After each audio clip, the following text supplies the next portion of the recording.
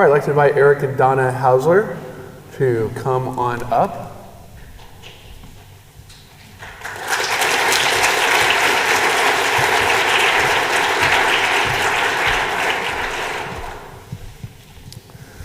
I think it's great to clap for people before you hear them speak.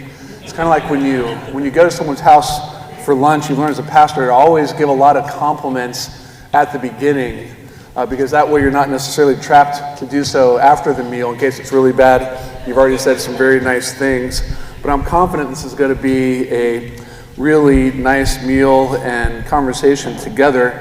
The two people to my right are people I've known for quite a while. I'm a minister in the Orthodox Presbyterian Church in the Presbytery of the South, where Eric and Donna Hausler also live. They are obviously married, 4 kids, 1 grandkid. Eric was ordained way back in 1990. A little bit overstated. And has been just a real encouragement to me.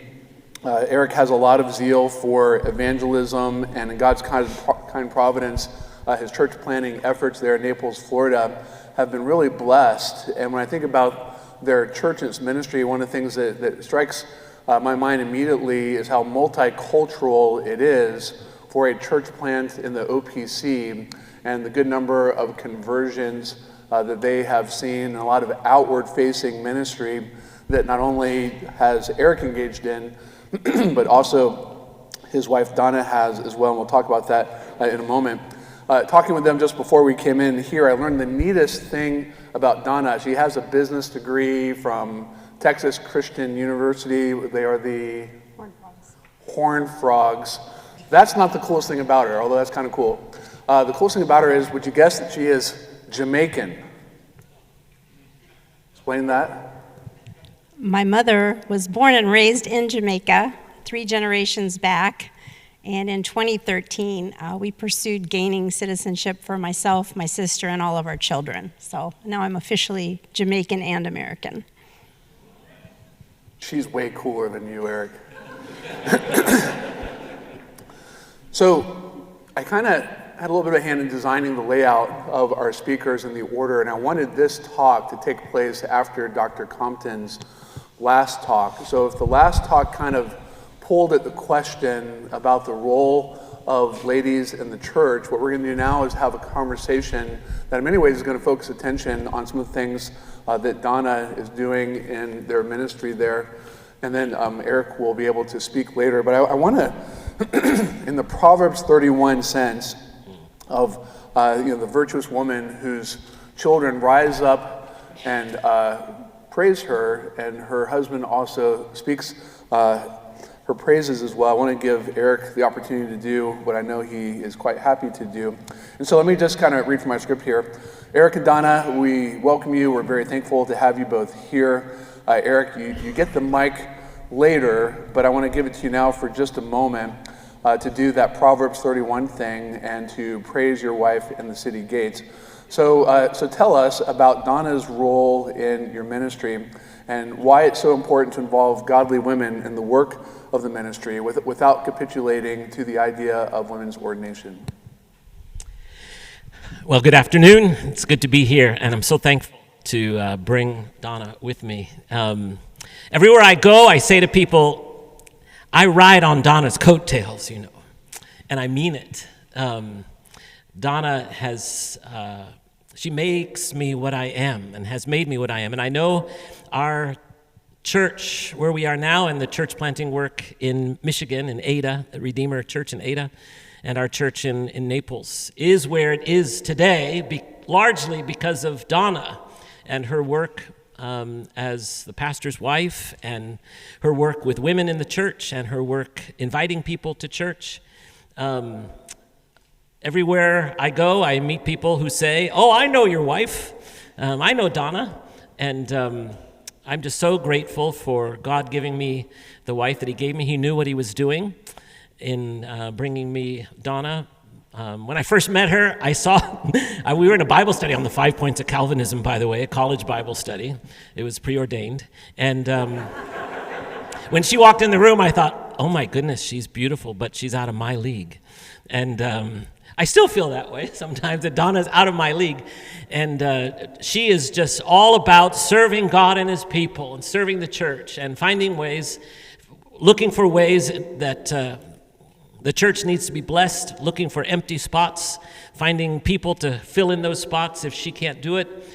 She probably does more than she has time for, but I'm so thankful for her work behind the scenes and some up front with the women, teaching Bible study, discipling women, working in the nursery, working in the kitchen. And she's very active in jail ministry as well. We both serve in the chaplain's office at our county jail. She's the administrator of the chaplain's office. And among all the police officers that are there, I say to them, well, they know that too. They just know it from experience that I ride on her coattails, because she's the forward face as the administrator of the chaplain's office. And we get people that come from the jail and deputies that come to our church because of their contact with us and with Donna in the jail. It's really helpful. So as he mentioned, I could have said a little bit more, but so Eric has been a church planter. He was originally ordained in '90 in the PCA, and then served as a church planter at Ada, Michigan, and did what we call a parachute plant in Naples, Florida, which has been heavily evangelistic, outward-facing, and fruitful, which I am just very excited about that paradigm of church planting that brings people into the kingdom, not just from other churches down the road. I also very much appreciate what you just said about riding on her coattails. I said to someone playfully at lunch and seriously at the same time, I feel like every church that's called me really just wanted to have Heather as a pastor's wife and figured they could put up with my preaching. It's a little playful, but I happen to be blessed with a really godly, faithful, helpful wife who makes me look much better than I am. And so thank you, Donna, for polishing him up a bit. By the way, if you're having a little confusion telling us apart, he's Eric, I'm Eric, the pianist is Eric. There are a lot of Erics in here. He and I argue over who is Eric the lesser and Eric the greater. And since I am bigger, and you know what the Bible says, more is less, less is more, he is clearly the greatest among us.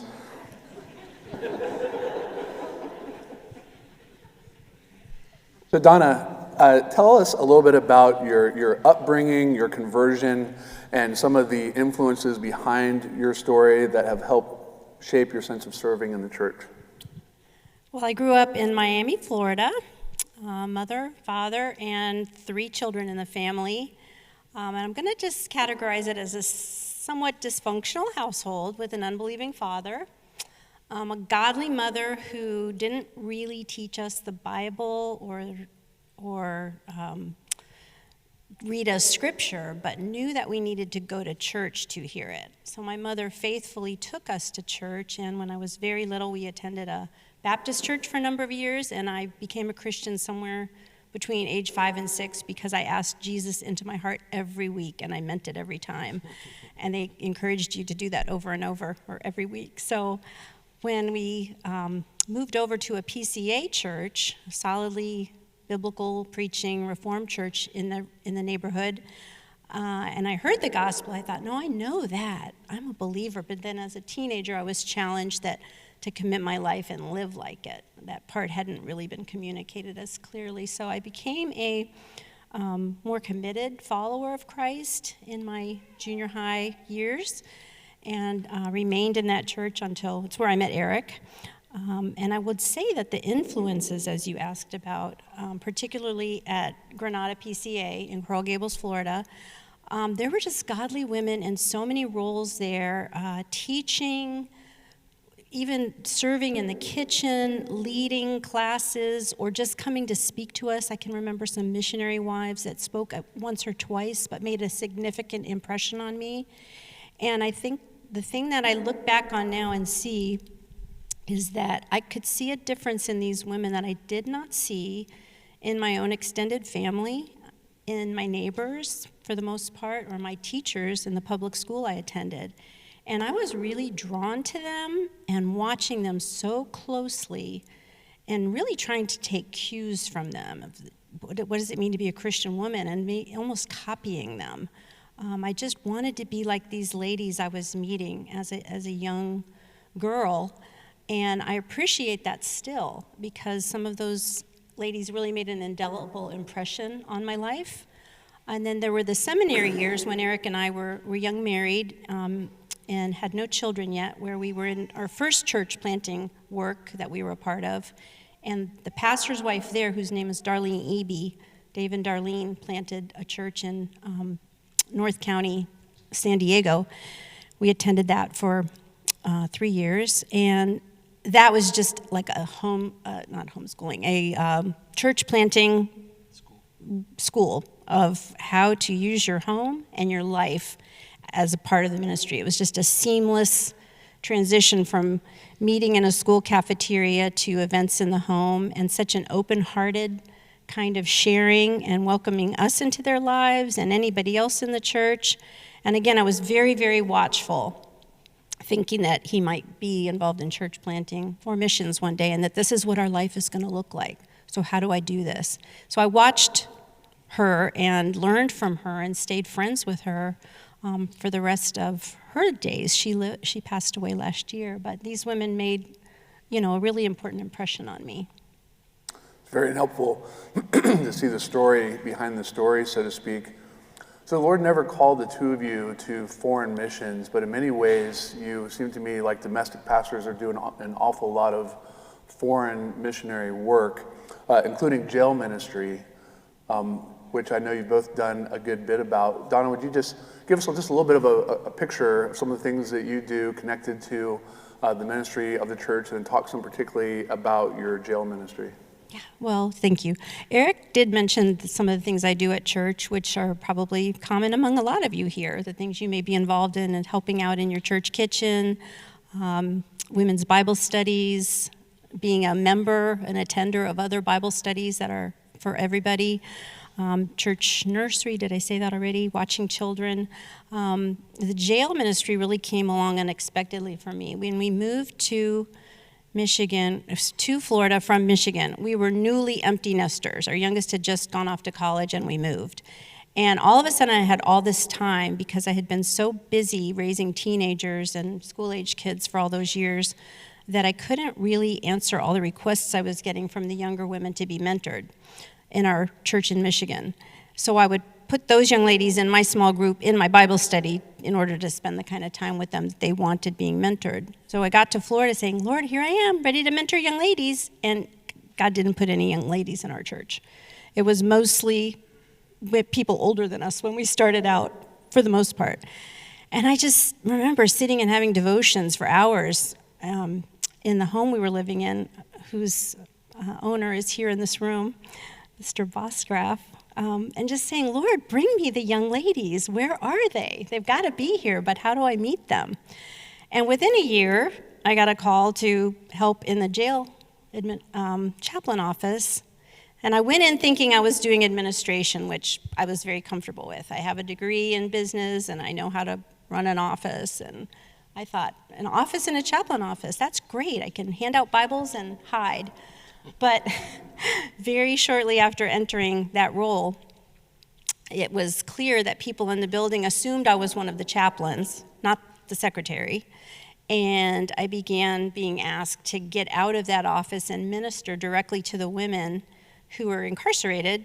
And I would say the majority of them were young enough to be my daughters, and with kinds of problems I hadn't dealt with before, heavily into addictions and the things that addictions lead to. It's domestic violence and theft and, driving issues, driving under the influence, just whatever things that people can go to jail for. And it really took me a little while of getting into this ministry and being involved with these women, talking to them one-on-one, to all of a sudden wake up and go, Lord, you answered my prayer so differently than I expected. Look who I'm mentoring now.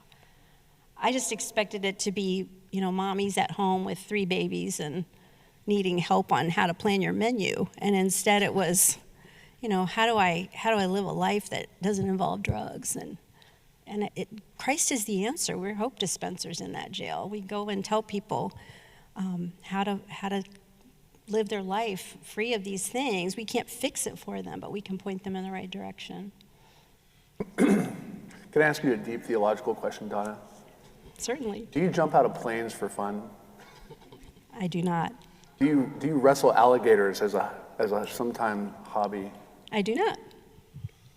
Some months ago, I was speaking at an event in Canada, and it was Summit. A lot of you guys know Summit up there, and watching some kids play volleyball. This tiny little Dutch lady might have been 100 pounds if she was holding a bag that was heavy. Might have come up to my shoulders. We just phoned a conversation, and I just thought, this sweet little lady, we get to talking, and she's going to jail like 5 days a week, and started describing what she does working with these jail ladies. And I just kind of found that she kept getting taller, and I kept shrinking as we were having this conversation. And I'm playfully setting up this idea: is there a certain personality profile of people that are willing to go in and do something like jail ministry, like the kind of people that jump out of planes and wrestle alligators for fun?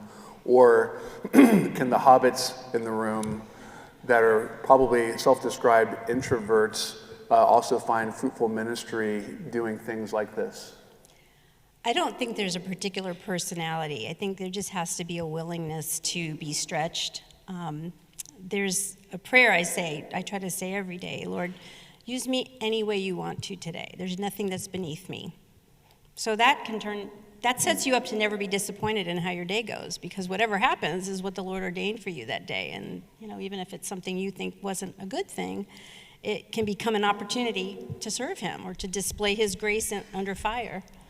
Just to make a little point of clarification, we're in the county jail, which is different than a prison. Every county has a jail where you go when you're first arrested. And if you bond out, you bond out. If you don't, you stay in jail until you're adjudicated or your case is decided. In our county jail in Naples, there's over 800 people every night in the county jail.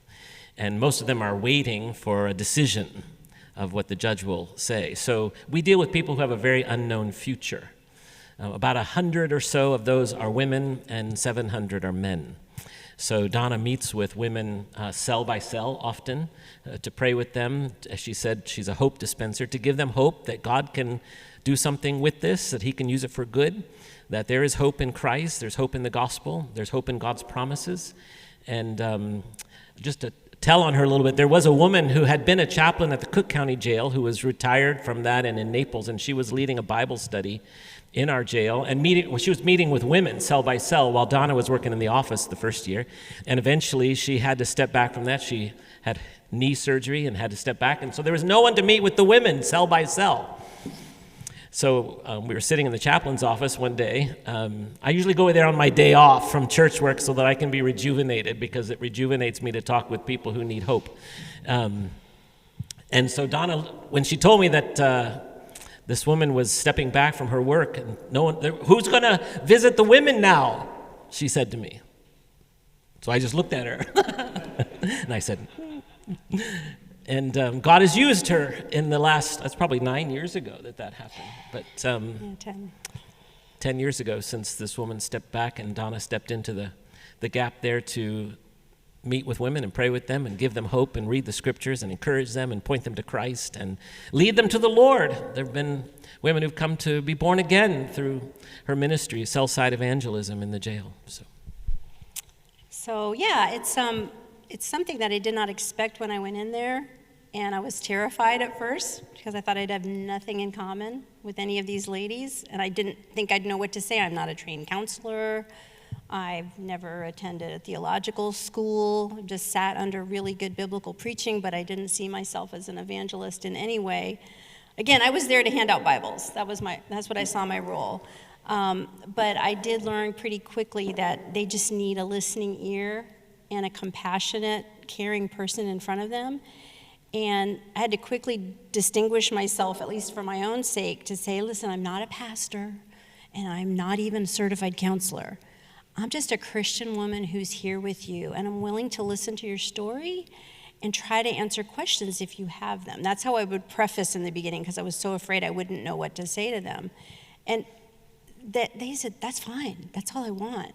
And in fact, occasionally I've had to speak even to young men. If somebody hasn't been available, if Eric wasn't there, and they need a chaplain right now, I'd walk in and I'd say to them, So I'm not really your chaplain, but if you could just look at me as if I'm a mom. I'm willing to listen, I'm willing to talk to you, and I'm even willing to pray with you. And everybody's always received that really warmly. If I present myself as a mom or a sister, if they're closer to my age, it's very well received. And it also lowers these expectations that I'm not here to fix your problem. I'm here to show you that I care and that I can point you to your Savior who can help you redeem this life that's so broken right now. That's really good.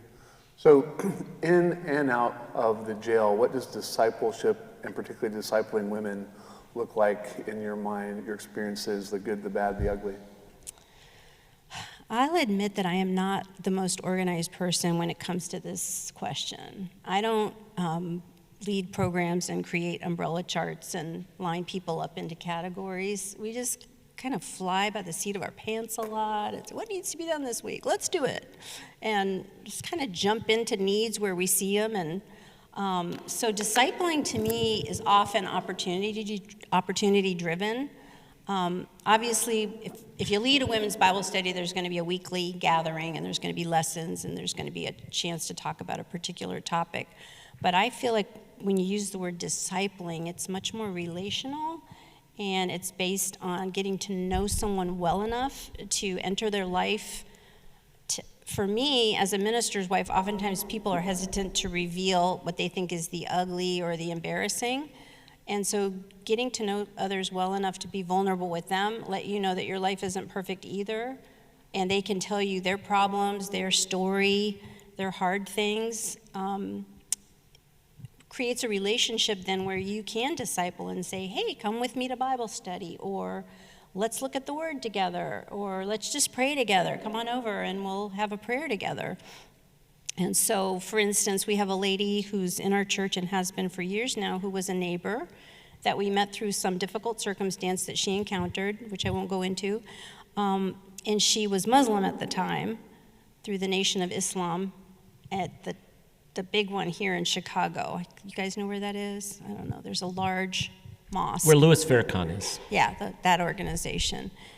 She was heavily involved in that, but had come down to Florida and lived in Florida for some years. And long story, but we became friends, and she didn't have a car. So I said, hey, if you need a ride to the store, I'm going, I'll take you with me.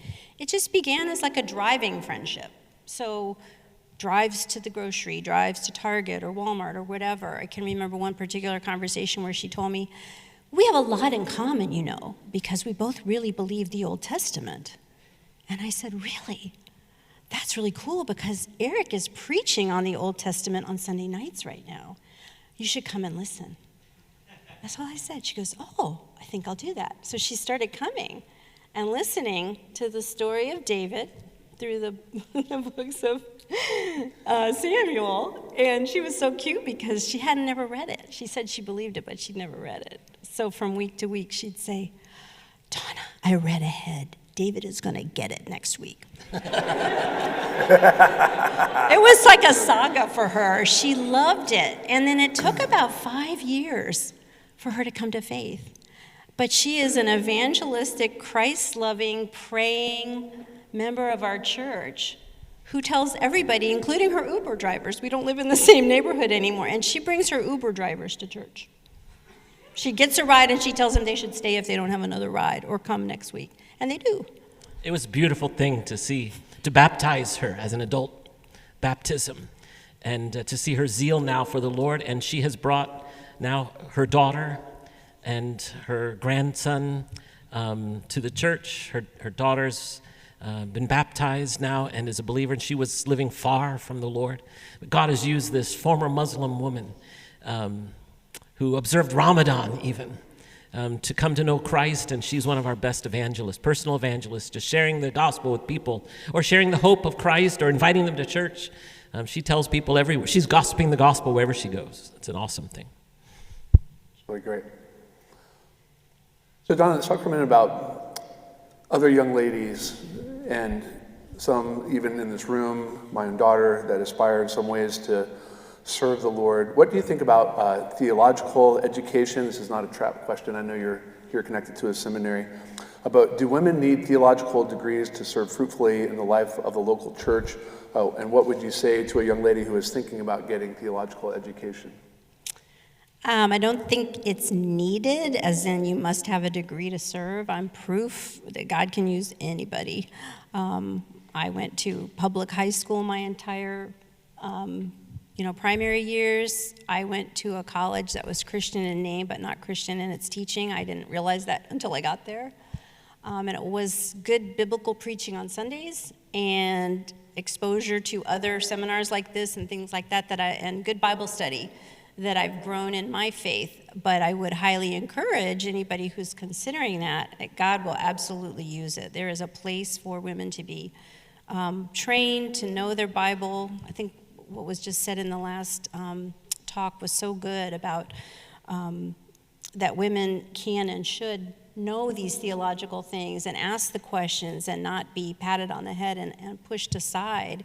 And I think, for instance, you asked too how discipling women looks. I think so many times our church doesn't necessarily divide men and women. We have classes for anyone who wants to learn about biblical counseling or grief share and leading those things, Sunday school classes on a book of the Bible.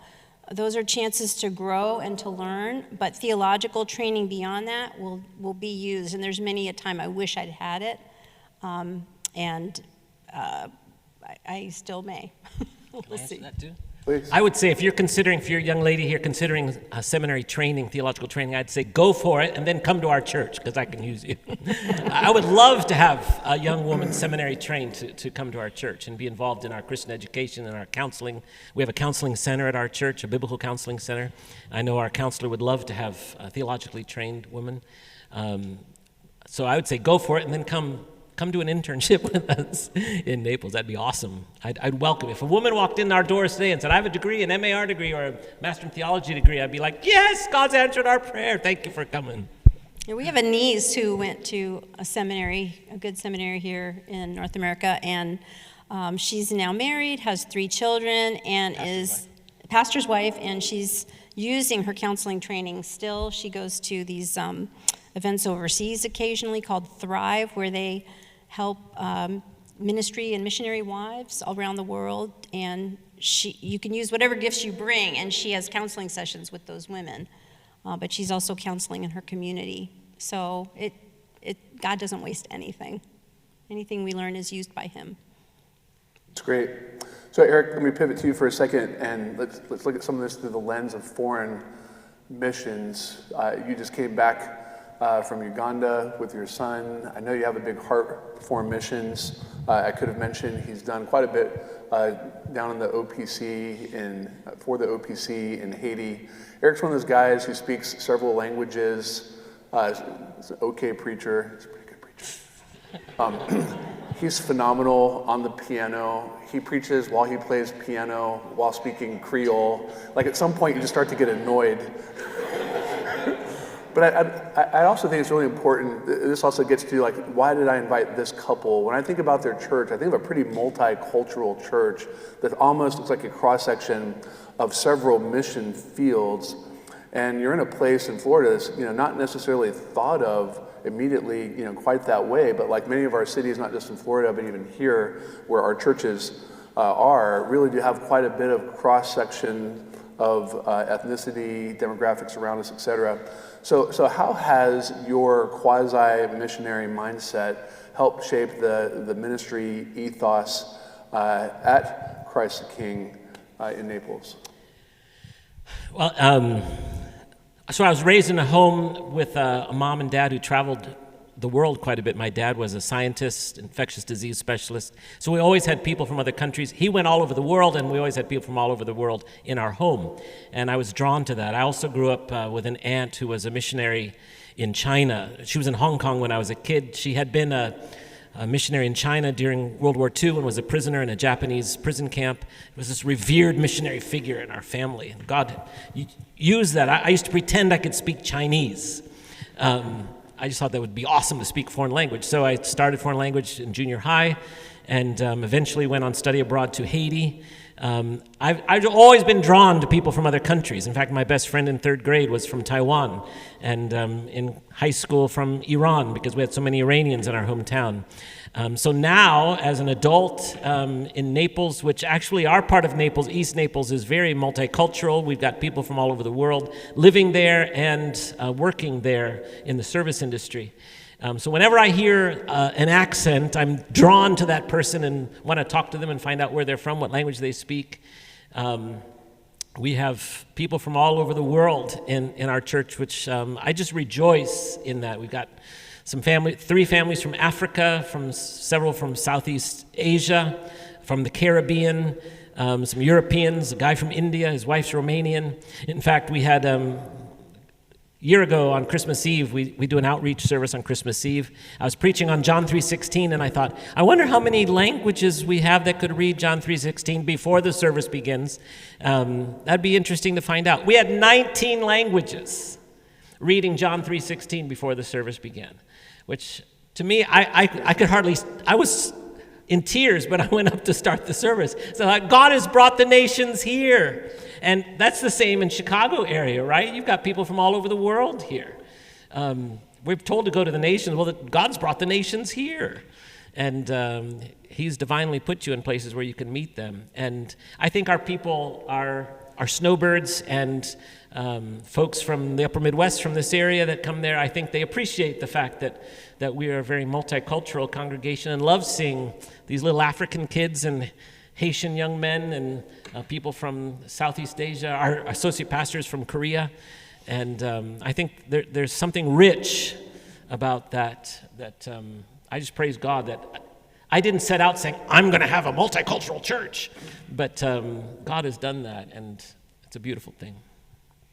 I would love to see the Lord do more of that in more of our churches, which is one of the reasons why I'm grateful you two are here.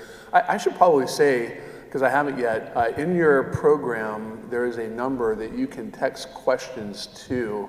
And my guess is about this point, you're maybe starting to think about some questions you wish I were asking Donna or Eric. We will have a panel after the next presentation, and they will both be on that panel. So if you want to text me, text questions, I get to preview them, and we'll read them then. I'll remind you about that later.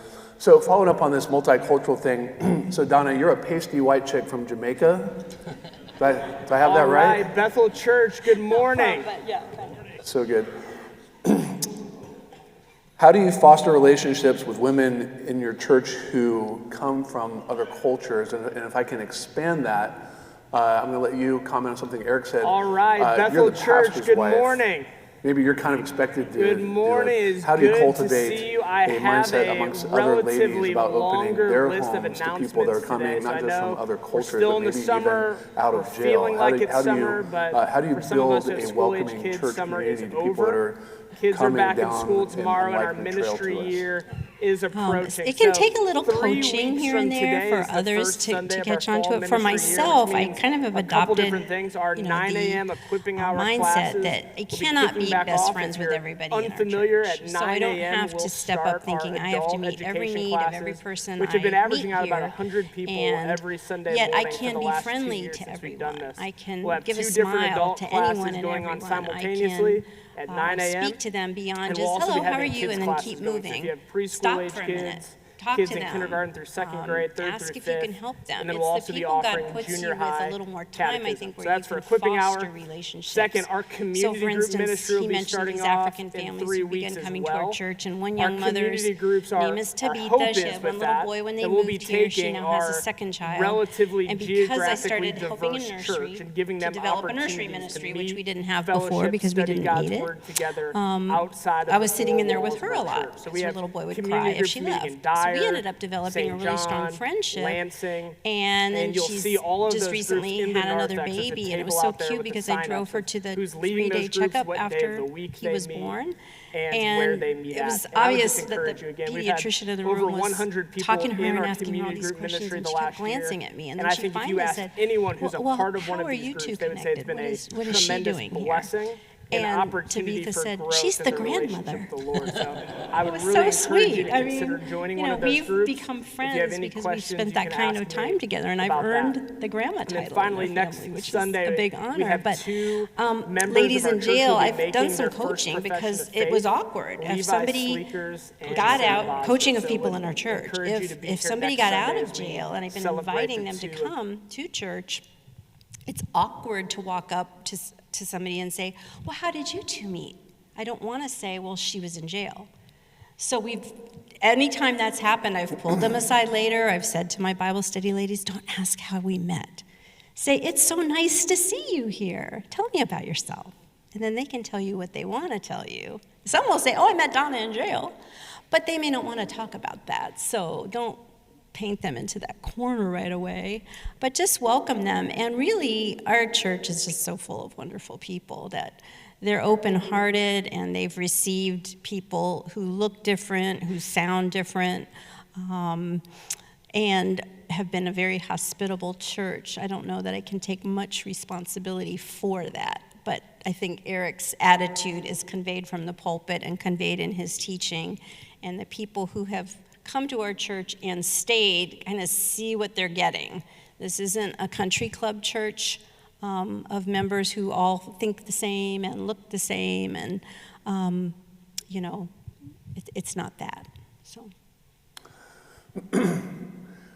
I appreciate, on the one hand, the way that you've described it, because I know the two of you. I remember when the church started, and I can appreciate the kind of natural momentum that in some ways, I won't say formed around you two, but churches often reflect the disposition and interest of their leaders, even the pastor sometimes and his wife.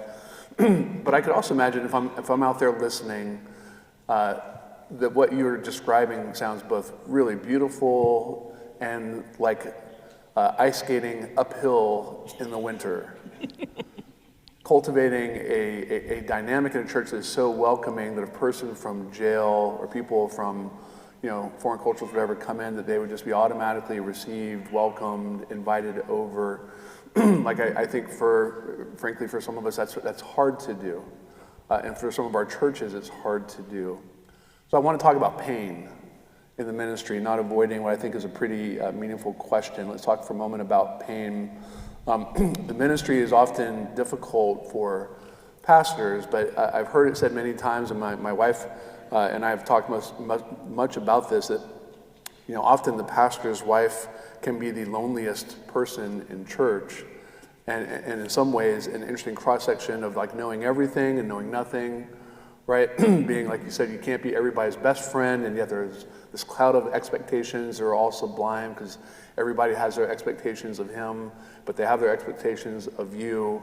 So if you're willing, whatever you're willing to share, I'd like to hear what have been some of the biggest surprises to you along the way in ministry as it relates to what we've been talking about. And to say it a little differently, there are a lot of young couples here thinking about ministry or new to ministry, or young people that may even contemplate ministry. What are some things that you wish people had told the two of you when you started that you had to learn the hard way? 4 hours later, we'll talk about something else. I guess I'll start by saying I don't personally feel that my life is largely characterized by pain in the ministry. There have been those times, those experiences, or seasons and particular people who've brought some pain that's usually wrapped up in either we can't meet their expectations. We can't be to them what they want to be. A wife is hurt when her husband is criticized. If you think it's unfair, you know his heart, you know his goals, but it hurts to hear your husband be put under a microscope and dissected. So that can be hurtful. And it can be hurtful to also think that people expect you to be kind of from this perfect environment and you're going to do everything really well. And I'm just not able to do that. I mean, it's kind of why I open with, I come from a fairly dysfunctional home. The point is, I didn't grow up with some kind of ideal, laboratory for creating a perfect pastor's wife. I came out of an unexpected place to end up married to someone who's in ministry. But God gave me a heart for it as a young woman, because I even asked my mom as a teenager, do you think I'd make a good pastor's wife or missionary? And she said, maybe a pastor's wife. Don't be a missionary, because I don't want you all the way over in Africa. But I was thinking about it young, because I was watching the ladies around me. But as far as what we wish we'd known, I think some things you just have to kind of learn by experience. I'm not sure people could have communicated all the warning signs, and it might have scared us off. So that God doesn't always tell you what's ahead because you couldn't handle it. And therefore you learn as you go, and God gives you the grace to meet each situation. Other thoughts? I think, I don't think I realized as a seminarian, I had George Scipione had a wonderful seminary class on what pastoral ministry, and I remember him talking about, are you ready for what's out there? That picking up the broken pieces of people's lives and their tragedies and all that, and that really helped prepare me. But I don't remember hearing much about facing criticism in the ministry. And that's probably been the most painful for me and for us. Not that I get criticism all the time, but when those have come, they're particularly painful.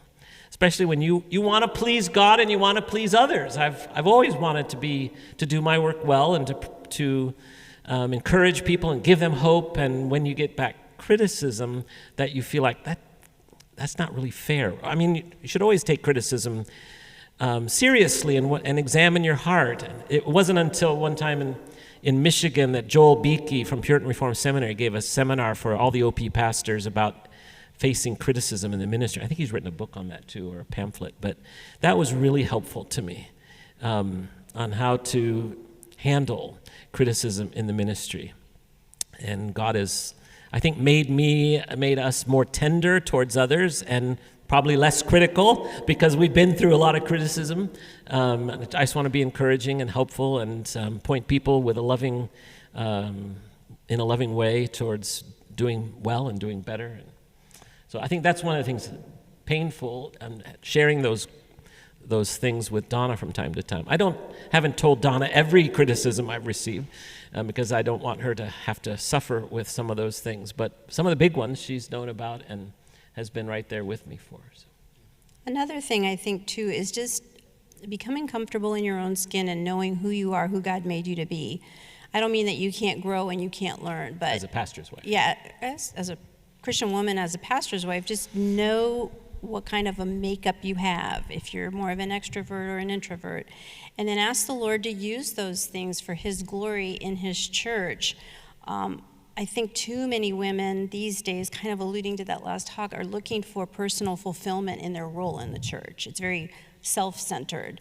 I've heard women complain there just aren't enough important roles for women in the church where I can use the gifts I have. And what they're saying is, men get to do things that I want to do and I don't get to. And I think that's not my issue, because I'm not here to find personal fulfillment. I'm here to serve the Savior.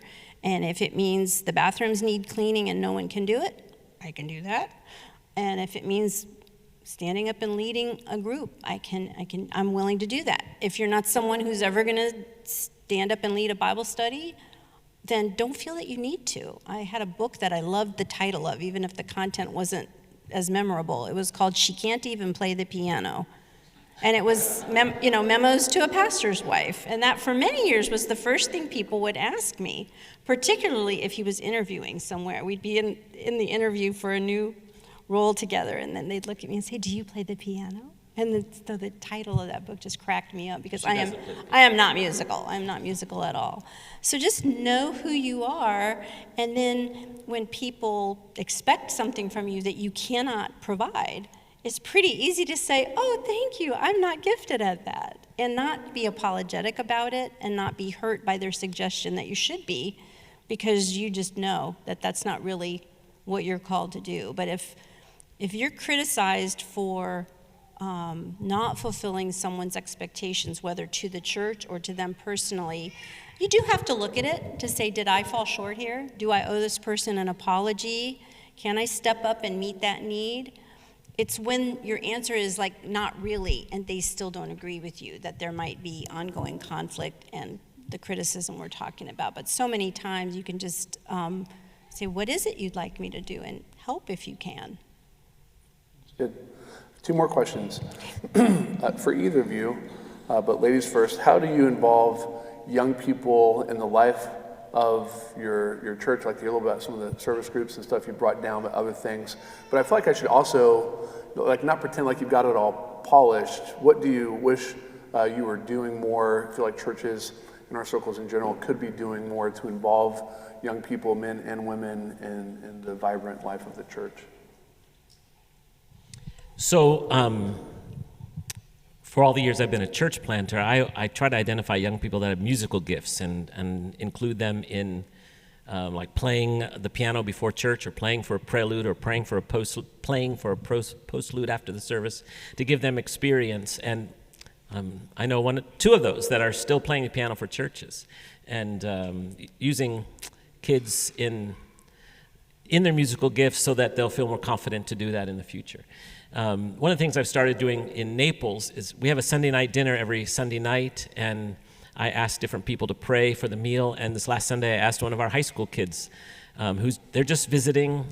It's one of 4 Latino boys that sit in the front row. They're athletes that our associate pastor has been bringing. They come morning and evening, so they're there for the evening meal. And I said to one of them last week, I said, Stephen, I want you to pray for the evening meal tonight. He was like, me? I said, yeah, you can. It's not a worship service. We're just asking God's blessing for the meal. And he says, okay. And I want to do more of that so that our young people feel involved and they contribute something. And our deacons have started involving them in helping at the door, greeting at the door, handing out bulletins. And then rounding them up afterwards to, help me put these tables back together and put things back the way they're supposed to be. So, and then just appreciating, I've told these guys, these 4 high school baseball players that came from not Youth for Christ, but Fellowship of Christian Athletes. Morning and evening service, they're sitting in the front row, and I go up to them and I say, I just want you to know how encouraged I am that you guys are here morning and evening sitting in the front row. I said, when I preach and I see you guys out there, I'm really encouraged and inspired that you're paying attention and you're opening your Bibles and you're turning the pages. I said, you're doing a great service to me and to the rest of God's people by just your being here. I have some thoughts. I think for the kids who are still in school, the middle schoolers, the high schoolers, I think that they are there to grow and to learn, but they're reaching an age where they can begin to serve. So as they're able to do tasks, as Eric is saying, it's also just so great to pair them up with adults, because that's where friendships form across the generations. That's a non-parent, that they have people in the church that they know care about them, that they can be mentored by, that they can watch and learn from. We had some things in our previous church that were like pairing up adults who were willing with the high school kids on a one-to-one relationship for a year. So it was not unending, but you had a pairing that went on for prayer partners or even secret pals. And some of those bonds have really lasted, even for me. The girls I was paired with then, there's still a special closeness with. And then as young adults become, college age and young singles, I think it's good for them to go to their pastor or their elders and their church leaders and say, how can I serve this church? That's what I did when I got out of college and went home. And I just didn't know what to do. And I went to my pastor and said, where do you need me? And he said, I think you should help Eric Hausler with junior high ministry to the girls. And then we got Seriously. married. Yeah. And then he admitted later that he hoped that would happen, but I didn't know it at the time. It was like a reformed dating site. It was. It ended up being that. It's called Sunday School. Yeah, but just getting them into teaching the younger kids. That's what it was a post-college person teaching middle school girls. And so look for opportunities as a young person. Ask your pastor and your elders, or the older women in your church who are doing ministry areas, where might I serve? Because then you can begin to get to know the ladies who are doing that. And if there's someone in particular you'd like to get to know, ask them, what are you doing in the church? Could I help you? And then you're automatically going to be side by side with them wherever they are. And then those conversations will happen, and you'll get to know them better, and you'll have a relationship that's deeper. Really good. Donna, one last question for you, and I'll tee it up as the proud sentimental dad. So I have a 19-year-old daughter who is beautiful inside and out, smarter than her dad, more godly than her dad, did a one-year spiritual formation year at a Bible college, now studying microbiology, interested in a PhD in forensic toxicology. I can't spell what my daughter likes. And I know there are young ladies here, some of whom are thinking about being missionaries overseas. And I know that there are young ladies here that may want to be stay-at-home moms. So that, as in the last talk, there's a variety of things kind of on the wheel.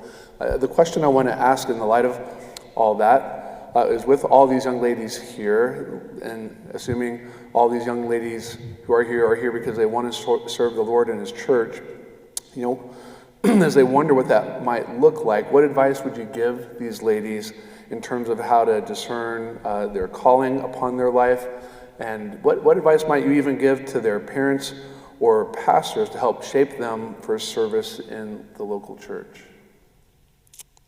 I guess there's such a variety in that examples that you gave, so there's no one answer that fits all, but in a broad way, I'd say that wherever the Lord has placed you right now, whatever stage you're at in your life, if you're in school, if you're working, if you're trying to still figure out what you want to do with your life, look at where you are right now, not just as a stepping stone to the next thing, but where has God put you right now? And then look at the people He's put around you, because I feel like whoever God's put around me, those are the people that I'm ministering to right now. And I mean the unbelievers, the co-workers, the students in the classroom.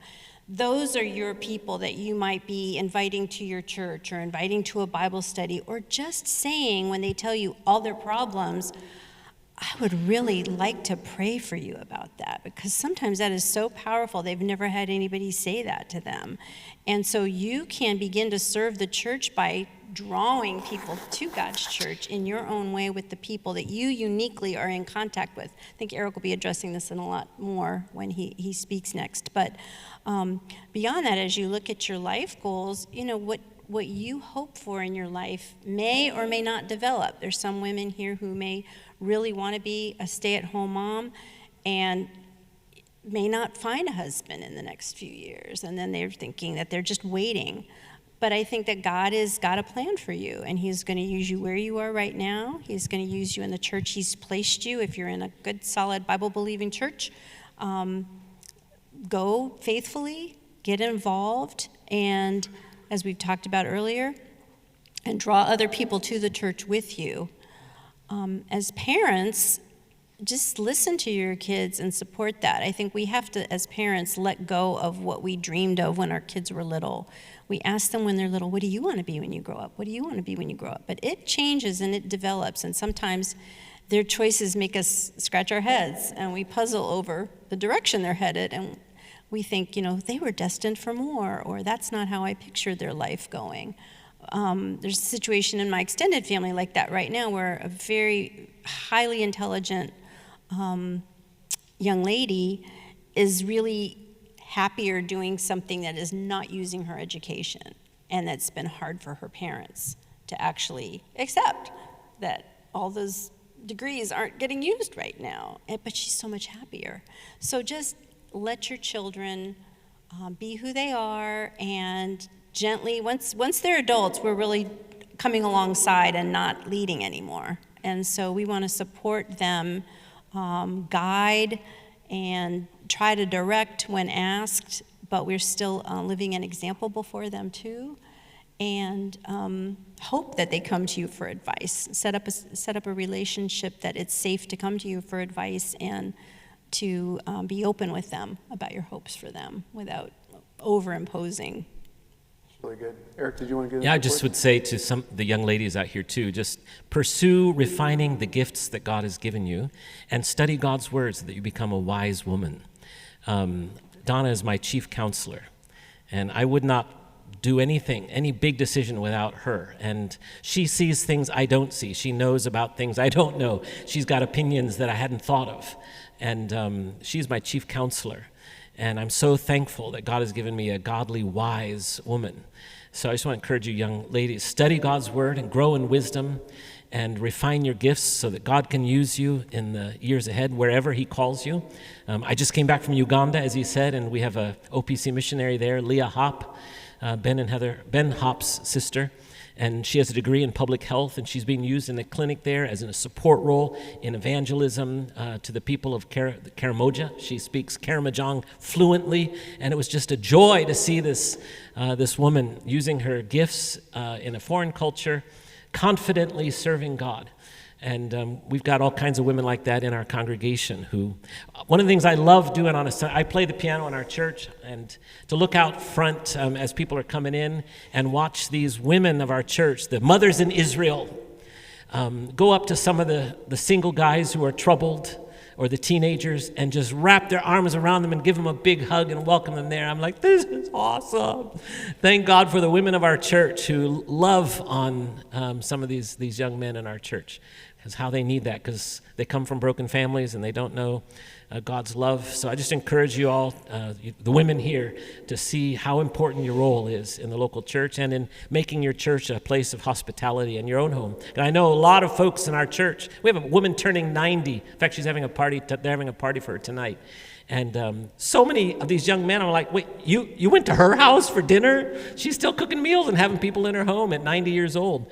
And they say, oh, I love her.